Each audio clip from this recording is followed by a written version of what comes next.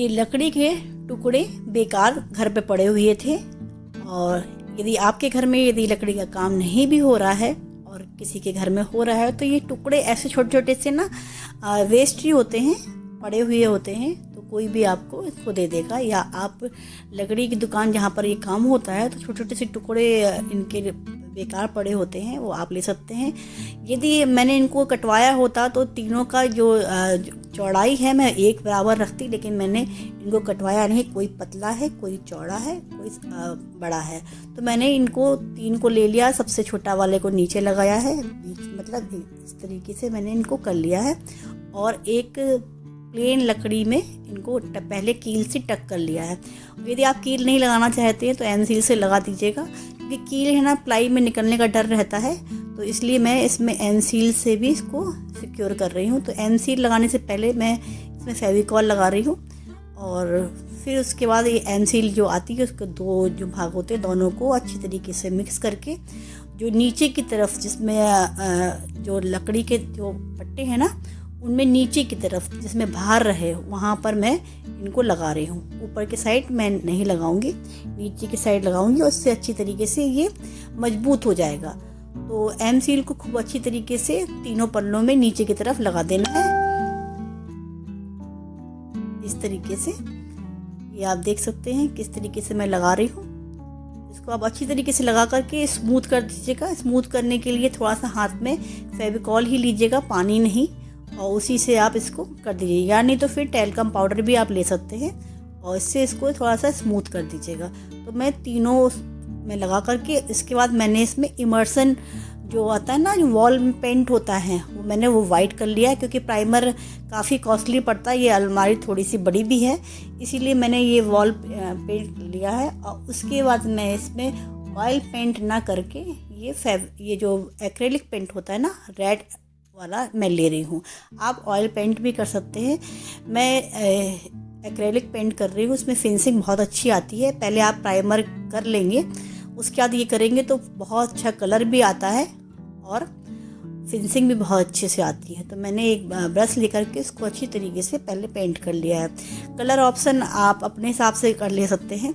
अब मैंने ये स्टेंसिल लिया है, और स्टेंसिल से इस तरीके से मैं इसको लगा रही हूँ।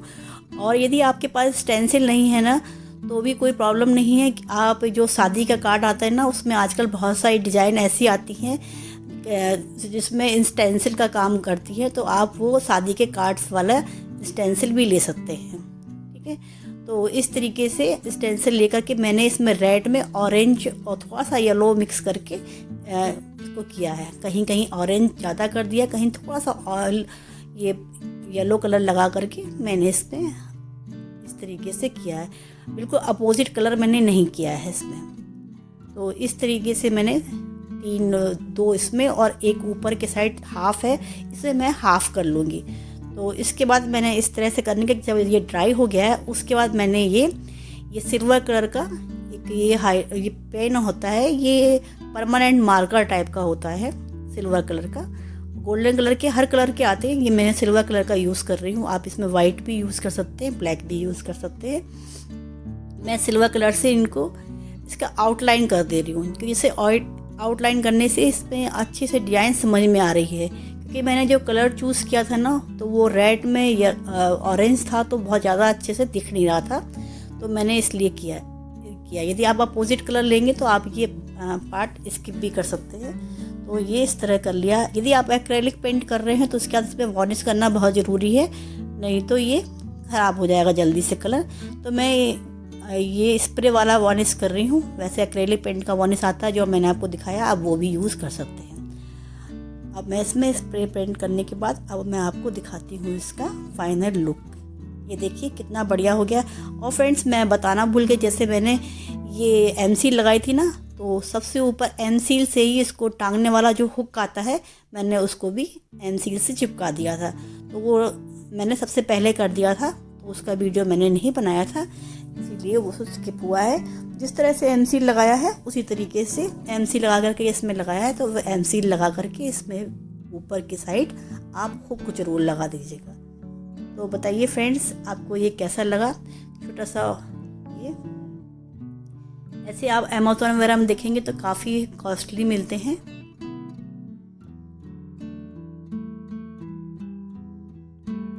और ये छोटे छोटे से आइटम्स हैं वो भी होममेड है। अब मैं सेकंड क्राफ्ट बता रही हूँ। ये भी लकड़ी के जो पीसेस थे मैं उन्हीं से बना रही हूँ।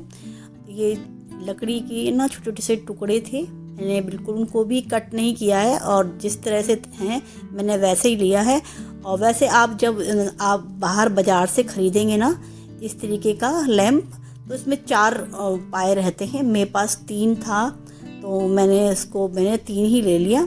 तो एक साइड मैंने 2 कर दिया है और बिल्कुल जस्ट सामने उसके 1 ले लिया है। तो मैं इसमें कॉर्नर वाला बना रही हूँ। और आप के पास यदि लकड़ी के टुकड़े ज़्यादा हैं तो आप 4 बनाइए। और मैंने 3 बनाया है। और 3 बनाने के बाद सबसे जो थोड़ा सा बड़ा टुकड़ा था ना, अब देखिए यदि आप मार्केट में यदि लेने जाएंगे तो बिल्कुल चौकोर मिलता है। ये जो पीसेस लगे हुए हैं जो बिल्कुल मतलब जैसे 12 बाई 12 है, 10 बाई 10 है तो पूरा ऐसे मिलता है। लेकिन मेरे पास जैसा था मैंने वैसे ही उसी में अंदाज लगा करके और इसमें मैंने लगवा दिया। मैंने खुद नहीं किया है, मैंने इनको भैया हमारे यहाँ काम कर रहे थे, मैंने उन्हीं से करवा लिया है। लेकिन ये आप आसानी से घर में भी कर सकते हैं। और ये कीलें ऐसे लगा देना है और ये बिल्कुल अच्छे से फिट हो जाएगा। आप देखिए मैंने बिल्कुल भी कोई भी कटिंग नहीं कराई है और इसमें भी बीच में भी एक पल्ला रखा हुआ था, मैंने उसको भी फिट कर दिया। और अब ये मैंने यहाँ पर एक ये लगा दिया है होल्डर। बीच में होल था ना, मैंने कराया नहीं था, होल उसमें था इसीलिए, नहीं तो होल कराने की ज़रूरत नहीं होती है। होल्डर आप ऐसे ही लगा दीजिए और एक छोटा सा होल रहता है, इसमें तार लग जाता है। उसके बाद ये बीडिंग पड़ी हुई थी तो मैं बीडिंग को भी कील से इस तरह से लगा रही हूँ। लकड़ी की बीडिंग है, यदि लकड़ी की बीडिंग आपके पास नहीं है ना तो भी आप बैम्बू स्टिक्स वगैरह भी लगा सकते हैं। अब मैंने इसमें वाइट प्राइमर कर लिया है पूरा और उसके वाइट प्राइमर करने के बाद मैंने वाइट कलर का पेंट भी किया है। पेंट मैंने एक्रेलिक कलर किया है, आप चाहें तो ऑयल पेंट कर सकते हैं। और उसके बाद मैंने कॉर्नर्स बना करके उसमें मैंने टेप लगाया। मास्किंग टेप लगाने के बाद मैंने गोल्डन कलर कर दिया और उसके बाद इसको निकाल दिया। अब मेरे पास ये डाइनिंग टेबल के जो मैट्स होते हैं ना, आप डाइनिंग टेबल में भी यूज़ करते हैं, फ्रिज में यूज़ करते हैं, वो मैट्स पड़े हुए थे तो मैंने 2 मैट्स को इस तरह से सिल लिया है आपस में और इस तरह से बिल्कुल राउंड बना लिया है। तो ये आप इस तरीके से राउंड बना लीजिएगा।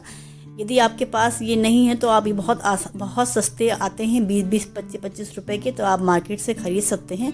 अब मेरे पास जूट कपड़ा पड़ा था तो मैंने उसका एक तरीके से मतलब चिपका कर थैला टाइप का बना लिया था और उसमें चढ़ा दिया, जैसे तकिया गिलाफ होता है ना, ऐसे ही मैंने बना कर इसमें चिपका दिया। आपके पास यदि जूट का कपड़ा नहीं है तो आप सिंपल कपड़ा भी ले सकते हैं। और आपके पास जो भी लेस लगी हुई है पड़ी हुई है तो आप उससे डेकोरेशन कर सकते हैं। मेरे पास इस तरीके की लेसेस थी, मैंने बाज़ार से कोई भी सामान नहीं ख़रीदा है, मेरे पास जो था ना मैंने बस वही यूज़ किया है।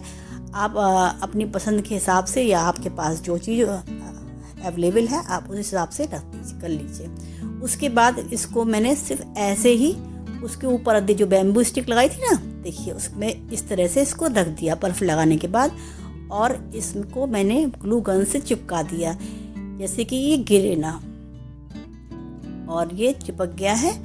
अब लाइट हो गया। अब मैं आपको दिखाती हूँ इसका फाइनल लुक। फ्रेंड्स बताइएगा ज़रूर कि आपको कैसा लगा।